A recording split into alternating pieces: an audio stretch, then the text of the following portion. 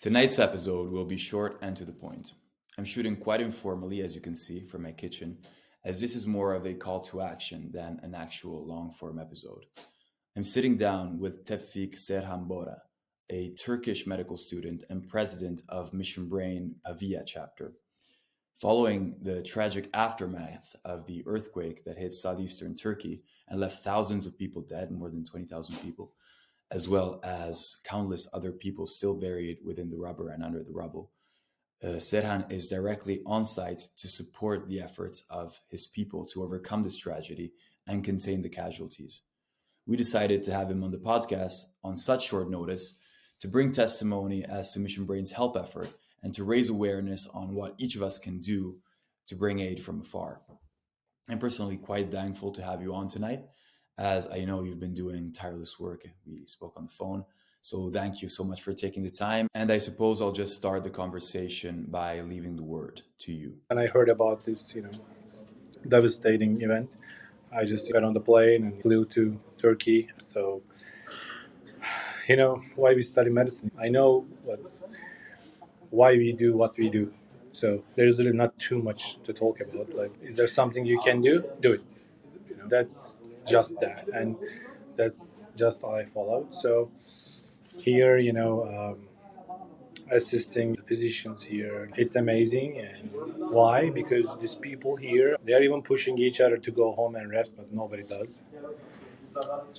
Nobody really does. Why? Because the people are there. They're still coming out from the rubble. It's going to be in 2.5 hours, 120 hours. This is like 5 days. And we are still having people coming.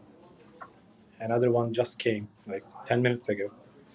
And quite stable, I would say. And has a very good chance. So this is amazing. And this includes everyone. This includes everyone over there just shouting out loud, with the whistles, with everything they can, to reach that person. And then the person that gets that person out. And then that great paramedic stuff puts that person in the right place and brings that person among this crazy traffic. And of course, it's not easy because everybody wants to help. So, and then, we get our hands on that patient and, we're doing our best. So it takes everyone, every single person, around the world, and to unite as be as one, as Dr. Q always says. So anyone who is sending any medical equipment there, that paramedic person or that physicians, next to the rubble, they need them. And they're using that, to keep that patient alive. And then we are doing everything here, with the help of all the volunteers, all the great physicians, all the great hospital management and everything to do our best. Of course, we know there are casualties, big casualties, unfortunately, more than 20,000 people up to now. So we lost so many, and this is just fifth day, so this number is hardly the final, and more than 80,000 we have injured. So this is extreme catastrophic event. What I can only say the most important thing to anyone in the world to understand is that this is extremely big, and the aftermath will be not easy. It will be as worse as this. So every single effort, every single little thing you do from wherever you are matters because it reaches someone who can put it into good. I really want to thank all the foundations working on it right now. I know that there are so many in the world and so many in Turkey, of course. And I want to thank Dr. Q and Michael Walton in that manner for starting the donation for Turkey as well. We're going to just make 100% sure that it's exactly used in the best way possible by the people in need. And I thank you so much for, making this today happen so that we get the word out.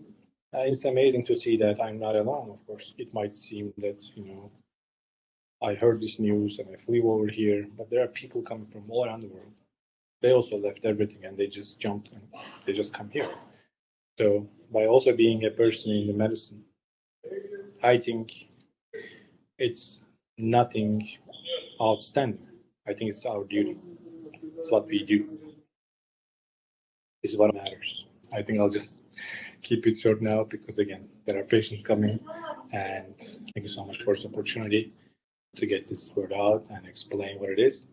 But it's just to let you know that locally, we are doing everything with what we have and also with everything that you guys are sending over here.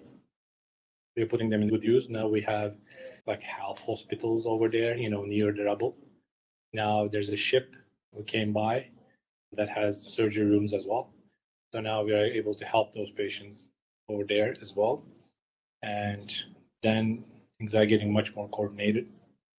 And then because there are so many patients, don't think that sometimes you're focusing on the people just coming out of the rubble immediately, but there are so many people who got out of the rubble in devastating conditions over there, not so easy, right? So they can also, their conditions can then go down a little bit more. So that's also a huge portion of the people that we have to act upon immediately, which actually is. The choppers are still working. We are still receiving patients with choppers. So those patients who are not in perfect position for 4 days, 5 days maybe, and their condition kind of degraded, also is very important. And also we are taking care of them. When we don't have enough beds, we are just distributing from here to other hospitals. But yes, everything matters. So please, whatever you can do, we need it. And keep your prayers high for us. Thank you so much.